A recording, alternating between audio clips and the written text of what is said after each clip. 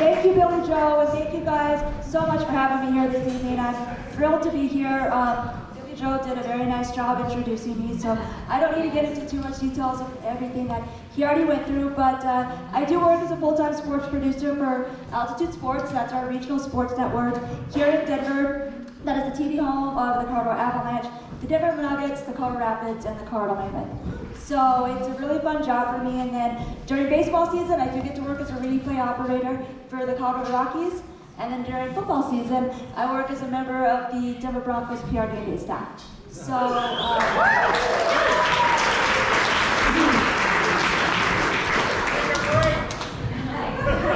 don't get much of a break, but that's okay. I love what I do, so it's awesome. But I'm very lucky to do the things that I do because I was paralyzed when I was 9 months old. I was paralyzed from a rare virus, transverse myelitis. That morning, I woke up and it was the first time I was ever sick as a baby. My mom had me in my pediatrician's office that morning, and he said it's just a normal case of the flu. Take her home, let her get some rest, let her get some fluids. She'll be doing fine in a couple of days. So we went home, and I went down for my afternoon nap. And when I woke up, my mom noticed I woke up with a very weak cry. And she thought, well, maybe it's just because she's not feeling too well. So she asked my sister, I have an older sister who's 21 months older than I. She said, Shannon, go play with Jenny. I gotta finish up my Bible study and then I'll be right in. And she noticed the entire time that she was finishing up, I wouldn't stop crying. And I was at a time of life where I was starting to walk by either holding my parents' hands or holding onto furniture, and I loved to look outside standing in front of the front door. So when my mom went to go put me in front of the front door, my legs would not support the weight of my body. And then she was like, this is not right. And when she sat me down on the floor, I couldn't lift my body up over my legs. So what was happening is I was rapidly being paralyzed from my neck down. And what transverse myelitis is my own antibodies mistook my spinal cord for that flu virus, and it gave me a spinal cord injury. So I'm an incomplete C4, C5 quadriplegic, and as Billy Joe was saying, I was originally paralyzed completely from my neck down. So I had no upper body, I had no movement of my hands, trunk control, I didn't have anything. And so for me to be able to do the things that I'm doing today, I'm extremely blessed and extremely lucky for that. But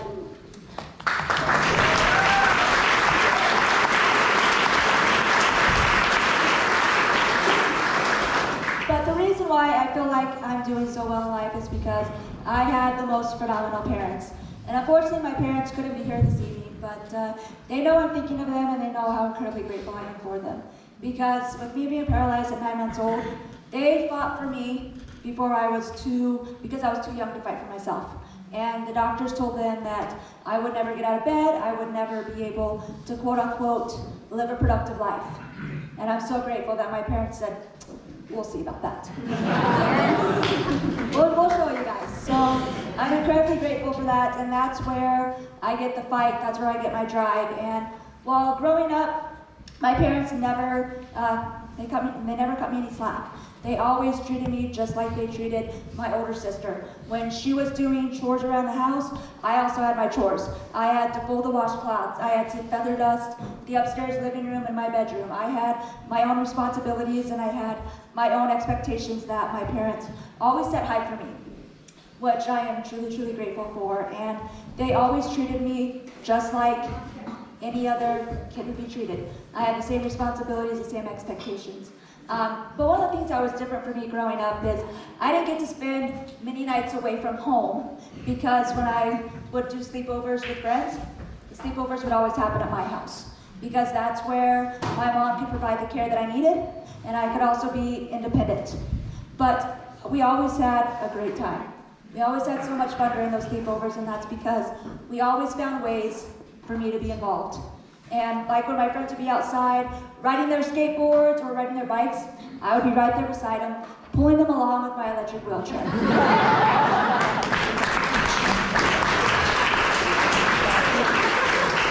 I was not going to miss out on any of the activities that all my friends were doing. And when I grew up in Westminster, not far from here, and I was mainstream, so I went, most of the time I was the only kiddo in a wheelchair that was going to school at that time. So all of my friends were able-bodied. So again, we always had to find ways to be creative. And one of the ways, or one of my favorite stories is we always love to have water balloon fights and water gun fights. And it was really hard for me to, drive my wheelchair and try to shoot a water gun. It was kind of crazy. So one time we found this voice-activated water gun. Seriously. Coolest thing that anybody could ever invent. Whoever invented that, I'm incredibly grateful for that. Because literally, I just wore a headset, and when I spoke, the gun would shoot. So cool. Loved everything about it. And one time, my uncle, who lived in the neighborhood, he stopped by to say hi, and he pulls up in his convertible Mustang. And I get so excited, I just ran over and I was like, "Hi, Uncle Skip." Well, I forgot I still have the water gun on. The inside of his car got a little wet, and so did he, but it turned out okay. Everything was okay. But these were very common days for me growing up, and I never really got the opportunity to experience that elsewhere other than at my house.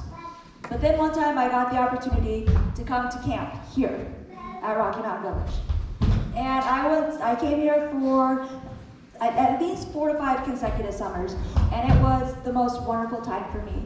And I remember when I would get the letter in the mail saying that camp was around the corner, and here was my list of things I needed to pack and bring with me. That's when I knew it was time to get excited. So we would go through the list, make sure I had everything I needed. I was so excited and I was ready to go.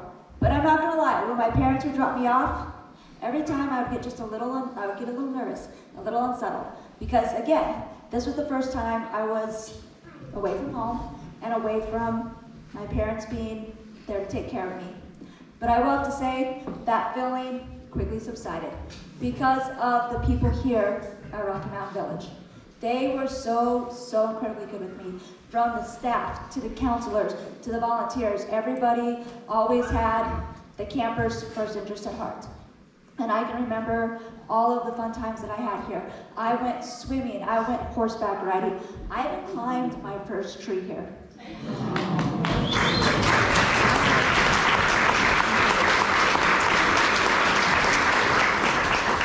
It was the coolest experience. They had a pulley system set up with a harness, and I was able to literally pull myself up that tree. And we joke about things sometimes because, don't blame my mom, but she's a little overprotective of me. But I don't let that get in the way of the choices that I make. So we joke and we have a saying, just don't tell Barb. Don't tell Barb. And so when I climbed my first tree, I was like, oh shoot, don't tell Mom. She might get a little worried about that, but when I told her the experience that I had and showed her the pictures that I had, it was a great moment for our whole family, just because that showed that I had not only a sense of normalcy, but I also had a sense of freedom when I got to spend my summers here at camp.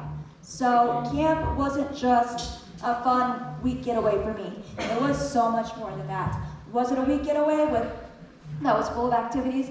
Absolutely. But it literally made me feel just like every other kiddo out there. When my friends got to go away to summer camp, we could share similar stories. That I was able to go away to summer camp, and I was able to do basically the same activities that they did. And so being here at camp taught me a lot about the type of activities that I loved. And to this day, I'm still a very, very active individual. Hence why I'm sitting here with only one shoe on. I will have to tell you, I broke my fibula 3 weeks ago while I was snow tubing.